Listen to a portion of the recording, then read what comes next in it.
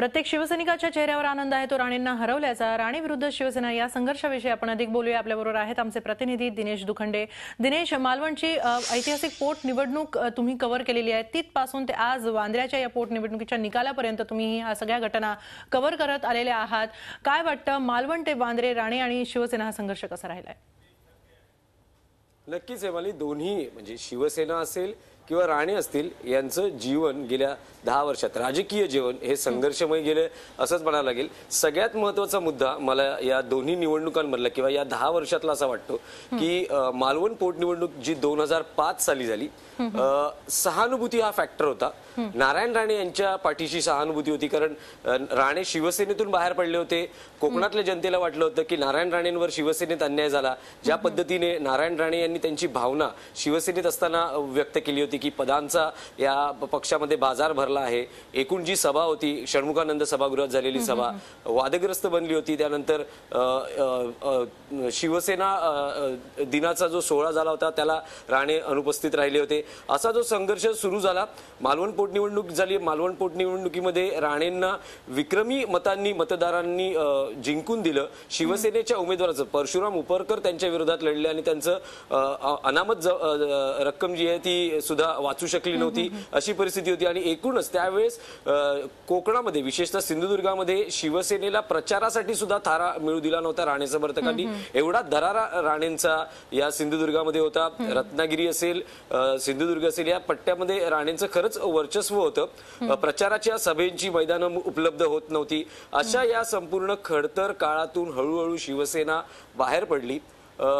गेली 5 ते 6 वर्ष मधली शिवसेनेला तिथे फारसा स्कोप मिळाला नाही, पण जैतापूरचा मुद्दा शिवसेनेच्या हाती लागला आणि त्यानंतर खरं शिवसेना व्यवस्थित आपली व्यूहरचना राणेंच्या विरोधात आखण्यास शिवसेनेने सुरुवात केली। आणि एकूण जो प्रवास झाला, राणे सुद्धा जेव्हा काँग्रेसमध्ये आले, राणे यांनी खुलेपणाने सांगितले की त्यांना मुख्यमंत्री पदाची एक ऑफर होती किंवा तसं त्यांना आश्वासन देण्यात आलं होतं, पण ते काही त्यांना गेल्या 10 वर्षात त्यांच्या पदरी पडलं नाही। त्यांना महसूल मंत्रीपद काँग्रेसमध्ये सर्वात आधी मिळालं।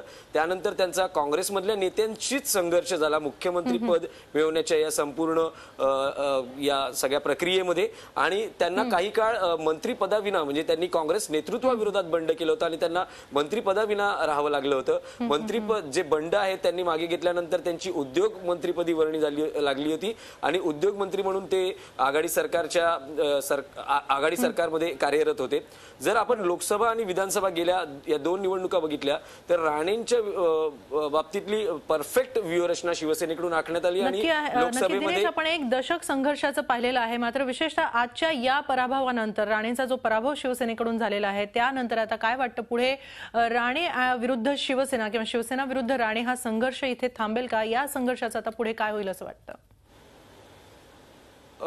खरं बघितलं तर शिवसेनेने या निवडणुकीमध्येच त्याची एक झलक दाखवली होती। पोटनिवडणुकीमध्ये शिवसेनेने फारशी राणेंवर टीका केली नाही, कारण राणेंवर टीका केली तर कदाचित किंवा त्यांच्याशी संघर्ष केला तर एक वातावरण जे आहे ते राणेंच्या बाजूने जाऊ शकतं, असा कदाचित एक समज असावा। त्यामुळे शिवसेनेनेही तसा प्रचार लो प्रोफाईल ठेवला होता। मात्र शिवसेनेची व्यवस्थित स्ट्रॅटेजी होती।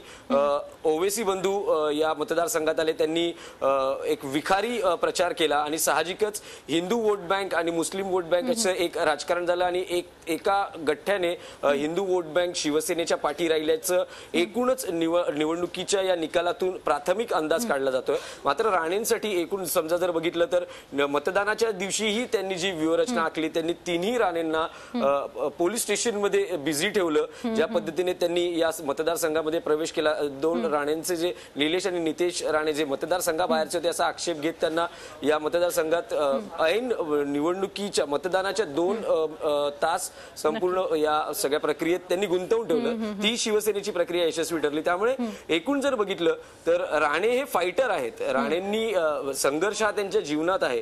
त्यामुळे मला असं वाटत नाही की या संपूर्ण पराभवातून खचून जातील आणि तितकंच तोडीचं उत्तर शिवसेनेकडूनही मिळालं आजच्या या निवडणूक निकालावरून तरी जाणवत आहे। धन्यवाद दिनेश, आपण दिलेल्या या सविस्तर माहितीबद्दल, या सविस्तर विश्लेषणाबद्दल। झी 24 तास रहा एक पाऊल पुढे।